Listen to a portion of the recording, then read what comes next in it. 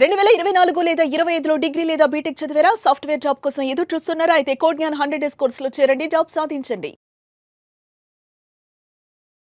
నమస్కారం సుధీర్ వర్మ గారు. నమస్తే సిరి, గుడ్ మార్నింగ్. సో బేసిక్‌గా మీరు ఎన్నో బిజినెస్ ఐడియా ఇచ్చారు. కానీ మాకు అన్నీ నచ్చాయి. ఇప్పుడు పెట్టబోవడానికి చాలా తక్కువ పెట్టుబడి ఉంది. కానీ లాభాలు మాత్రం ఎక్కువగా రావాలి అనుకుంటున్నాం. అలాంటి వారికి మీరిచ్చే బిజినెస్ ఐడియా ఏంటి? లో ఇన్వెస్ట్మెంట్లో ఎక్కువ రిటర్న్స్ వచ్చే బిజినెస్ ఐడియాస్ ఇవాళ మార్కెట్లో కోకొల్లలుగా ఉన్నాయి. అయితే ఈ స్టార్ట్ చేయబోయే తాలూకా పర్సన్ మైండ్ సెట్ ఏంటి, ఎంతవరకు కమిటెడ్గా ఉన్నారు ఆ బిజినెస్ చేయడానికి, అండ్ మోర్ ఓవర్ మార్కెట్లో దాన్ని ఎంత బాగా ప్రమోట్ చేసుకుంటే ఏ బిజినెస్ అయినా అంత సేల్స్ జరుగుతాయి. జస్ట్ మనం తయారు చేసి ఇంట్లో ఉంచుకున్నంత మాత్రం ఏం ఉపయోగం లేదు.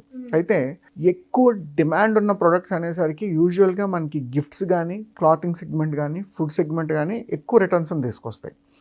అండ్ ఎస్పెషల్లీ ఈ క్లాతింగ్ సెగ్మెంట్ వరకు వచ్చేసరికి రెగ్యులర్గా కాటన్తో మాత్రమే కాకుండా ఇవాళ కొత్త కొత్త ఐటమ్స్తో కూడా థ్రెడ్ తయారు చేసి బట్టలు తయారు చేస్తున్నారు. యూజువల్గా ప్లాస్టిక్ రీసైకిల్ చేసి చేస్తున్నారు.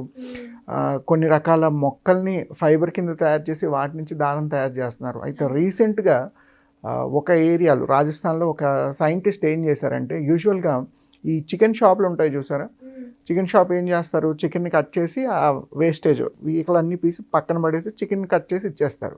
ఈ పక్కన పడేసిన ఈ హెన్ తాలూకా ఫెదర్ ఉంటుంది, ఫెదర్ నుంచి కూడా మళ్ళీ కొత్తగా దారం తయారు చేసి ఆ దారంతో బట్టలు తయారు చేసి మార్కెట్లో మళ్ళీ అమ్ముతున్నారు. అంటే యూజువల్గా రీసైకిల్ చేయడానికి ఇది ఒక కొత్త ప్రాసెస్ అనమాట. యూజువల్గా స్లాటర్ హౌసెస్లో వేస్టేజ్ చాలా ఎక్కువ ఉంటుంది.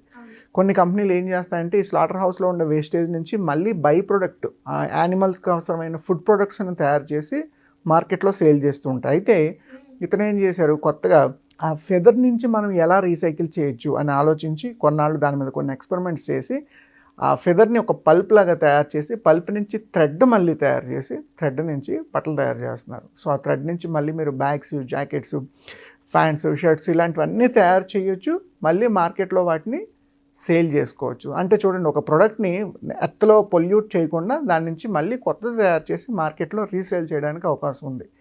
ఇవి ఏ విలేజెస్లో స్టార్ట్ చేసినా, లేదు ఎక్కడైతే ఈ చికెన్ స్లాటర్ హౌసెస్ ఎక్కువగా ఉంటాయో, చికెన్ పౌల్ట్రీస్ కానీ ఎక్కువైతే ఉంటాయో అటువంటి చోట చిన్న చిన్న ప్లాంట్స్ లాంటి వీటిని పెట్టుకున్నా, లేదా ఆ వేస్టేజ్ని కలెక్ట్ చేసుకొని మీరు మీ ఏరియాలోనో, మీ విలేజ్లోనో, సిటీలోనో కూడా ఒక చిన్న ప్లాంట్ లాగా సెటప్ చేసి దాని నుంచి థ్రెడ్ తయారు చేసి ఈ థ్రెడ్ని మళ్ళీ స్పిన్నింగ్ మిల్స్కి కానీ లేదా బట్టల మిల్లుకి కానీ మళ్ళీ అమ్ముకునే అవకాశం ఉంది.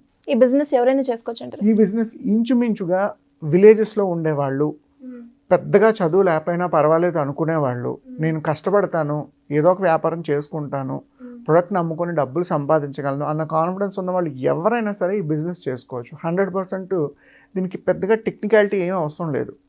ఒక వారం 10 రోజులు కావాల్సిన ట్రైనింగ్ తీసుకొని ఆ క్వాలిటీని ఎంత బాగా ఇంప్రవైజ్ చేయగలిగితే ఆ మెటీరియల్ అంత బాగా సేల్ అవుతుంది. సో ఇంచుమించుగా ఎవరైనా చేసుకోవచ్చు. ఎస్పెషల్లీ ఉమెన్ కానీ యూత్ కానీ చేసుకోవడానికి ఇంకా కన్వీనియంట్గా ఉంటుంది. ఎందుకంటే ఇంట్లోనే ఎక్కువ సమయం ఉండొచ్చు. ఇంటి దగ్గరలోనే ఒక చిన్న ప్లాంట్ సెటప్ పెట్టుకొని 4-5 మహిళలు కలిసి కూడా ఈ బిజినెస్ని ఈజీగా స్టార్ట్ చేసుకోవచ్చు. దీని ప్రాసెస్ ఏ విధంగా ఉంటుంది సార్? ప్రాసెస్ ఖచ్చితంగా దీనికి కావాల్సిన లైసెన్సులు ముందు తీసుకోవాలి. అంటే మనం ఒక ప్లాంట్ సెటప్ చేస్తున్నామంటే, ఒక బయోడిగ్రేడబుల్ ఐటమ్ని తీసుకొచ్చి దాని నుంచి కొత్త ప్రోడక్ట్ తయారు చేస్తున్నామంటే దానివల్ల ఎన్విరాన్మెంట్కి ఎటువంటి ఎఫెక్టు లేదు, అటువంటి ఎన్ఓసి ఒకటి తీసుకోవాల్సి ఉంటుంది. అట్ ద సేమ్ టైం ఈ ప్రొడక్ట్ తయారీ ప్రాసెస్ ఏదైతే ఉందో దానికి అవసరమైన పేటెంట్ ఒకటి తీసుకోవాలి. 3 ఈ బిజినెస్ చేయడానికి కావాల్సిన లైసెన్స్ పర్మిషన్ తీసుకోవాలి. ముందు ఈ 3 తీసుకోగలిగితే సరిపోతుంది. అక్కడి నుంచి మనకి ప్లాంట్ సెటప్ కాస్ట్ ఎంత పడుతుంది, ఎంప్లాయీస్ ఎంతమంది అవసరం అవుతారు, పర్ డే ఎంత వేస్టేజ్ మనం తీసుకొస్తున్నాం, ఆ వేస్టేజ్ నుంచి బై ప్రొడక్ట్ లేదా థ్రెడ్ ఎంతవరకు పర్ డే తయారు చేస్తున్నాం, ఈ తయారు చేస్తున్న ప్రొడక్ట్కి మార్కెట్లో డిమాండ్ ఎలా ఉంది, ఎగ్జిస్టింగ్ కాటన్ కన్నా దీని సేల్ పాయింట్ ఎంతవరకు వెళ్ళే అవకాశం ఉందన్నది ఖచ్చితంగా మనం ఐడెంటిఫై చేసుకోగలిగితే ఈ బిజినెస్ని ఎవరైనా చేసుకోవడానికి పాసిబిలిటీ ఉంది. సార్ ఇన్వెస్ట్మెంట్ ఎంత ఉంటుంది? ఇన్వెస్ట్మెంట్ మనం ఎంత లేదన్నా ఒక 2 నుంచి 3 లక్షల దాకా ఇన్వెస్ట్మెంట్ పెట్టుకునే అవకాశం ఉంది. అయితే దీనికి ఎక్కువగా ఉమెన్ ఎంటర్‌ప్రెన్యూర్‌షిప్ స్కీమ్‌లోని 5 లక్షల నుంచి 10 లక్షల దాకా మనం లోన్ తీసుకోవచ్చు. అట్ ద సేమ్ టైం ఎంఎస్ఎంఈలో కూడా ఈ స్మాల్ అండ్ మైక్రో మీడియం ఎంటర్ప్రైజెస్లో కూడా దీనికి అప్లై చేసి కావాల్సిన లోన్స్ సబ్సిడీస్ తీసుకునే అవకాశం కూడా ఉంది. మనకి స్టేట్ వైజ్గా సెంట్రల్ వైజ్గా ఇటువంటి ఎకో ఫ్రెండ్లీ ప్రొడక్ట్ని ఎకో ఫ్రెండ్లీ స్టార్టప్ని మొదలు పెడుతున్నందుకు ప్రోత్సాహకాలు ఎక్కువ ఉంటాయి, సబ్సిడీలు ఎక్కువ ఉంటాయి, అండ్ ప్రొడక్ట్ని మార్కెట్లో పంపించుకోవడం కూడా ఈజీ. అంటే చూడండి, ఒక పక్కన పొల్యూషన్ తగ్గించే ప్రొడక్ట్ని తయారు చేస్తామని మనం ఒక యూనిక్ సెల్లింగ్ పాయింట్ పెట్టుకోవచ్చు. At the same time women entrepreneurship model కింద కూడా ఈ ప్రొడక్ట్ని మార్కెట్లో చూపించుకోగలిగితే ఒక సెల్లింగ్ పాయింట్ ఉండాలి ఏ బిజినెస్కైనా, ఒక సెంటిమెంట్ ఎమోషన్ ఉండాలి ఖచ్చితంగా. సో ఈ pollution at the same time women entrepreneurship ఈ రెండింటిని బేస్ చేసుకొని ఎప్పుడైతే ప్రోడక్ట్ని మీరు మార్కెట్లోకి తీసుకెళ్తున్నారో 100% ఎక్కువ మంది కొనుక్కునే అవకాశం ఉంటుంది. సో అలా 2 to 3 lakhs రూపీస్ ఇన్వెస్ట్మెంట్లో పర్ మంత్ అయ్యేసరికి సేల్ ప్రొడక్షన్ ఎంత పెరుగుతుంది, మనం ఒక 5 lakhs నుంచి 6 lakhs రూపీస్ ఏమైనా సంపాదించగలమా, ఇందులో ఒక 3 లక్షలు 4 లక్షలు ఖర్చులకు పోయినా ఇంకొక 2 లక్షలైనా ప్రాఫిట్ మిగులుతుందా, లేదా ₹1,00,000 ప్రాఫిట్ మిగులుతుందా అన్న ఆస్పెక్ట్లో ఆలోచించి సేల్స్ పెంచాలి. అంతే తప్ప జస్ట్ ప్లాంట్ సెటప్ చేసేసి రోజుకు ఒక బ్యాచ్ తయారు చేసామనుకోండి, అది మార్కెట్లో అమ్ముడైనా వచ్చిన డబ్బులు సరిపోవు. సో ప్రొడక్షన్ కెపాసిటీ కూడా పెంచాలి బిజినెస్ చేసేటప్పుడు, ఏదో జస్ట్ నామకే వాస్తే అయితే చేయకూడదు. ఈ పద్ధతులు ఎప్పుడైతే పాటిస్తామో ఎంత లేదన్నా నెల అయ్యేసరికి ఒక 1 lakh నుంచి 2 lakh రూపీ దీని మీద మిగిల్చుకోవచ్చు. అండ్ మోర్ ఓవర్ ఈ టెక్నాలజీ పేటెంట్ ఏదైతే ఉందో ఎక్కువ మందికి ఇస్తున్న కొద్దీ మీకు ఎక్కువ అవకాశాలు కనిపిస్తాయి. అట్ ద సేమ్ టైం దీని మీద ట్రైనింగ్ ప్రోగ్రామ్స్ యూట్యూబ్లోని ఇన్స్టాగ్రామ్లోని ప్రమోట్ చేస్తున్న కొద్దీ మీ సేల్స్ కస్టమర్స్ పెరుగుతుంటారు. అంటే ఓన్లీ రెగ్యులర్ క్లాతింగే కాకుండా స్పెషల్ క్లాతింగ్ ఉంటుంది, జాకెట్స్ కానీ, బ్యాగ్స్ కానీ, లేదంటే వ్యాలెట్స్ కానీ, హ్యాండ్ బ్యాగ్స్ కానీ, ఇటువంటివి ఎప్పుడైతే తయారు చేస్తారో ఫ్యాషన్ ఇండస్ట్రీలో వీటికి ఉండే సేల్ చాలా ఎక్కువ ఉంటుంది. అండ్ ఆర్గానిక్ ప్రొడక్ట్ కాబట్టి, హ్యాండ్మేడ్ ప్రొడక్ట్ కాబట్టి ఎక్కువ రేటుకి కూడా వెళ్ళే అవకాశం ఉంటుంది. సో ఎక్కడెక్కడ మనం మార్కెటింగ్ చేయొచ్చు అంటారు? మార్కెట్ 100% దీన్ని ఒక రెగ్యులర్ ఫ్యాషన్ ఇండస్ట్రీలోనే చూపించుకోవాలి. ఎక్స్క్లూజివ్గా ఇక్కడే ప్రొడక్ట్ వెళ్తుంది, ఇక్కడ ప్రొడక్ట్ వెళ్ళదు అన్నది ఏమీ లేదు.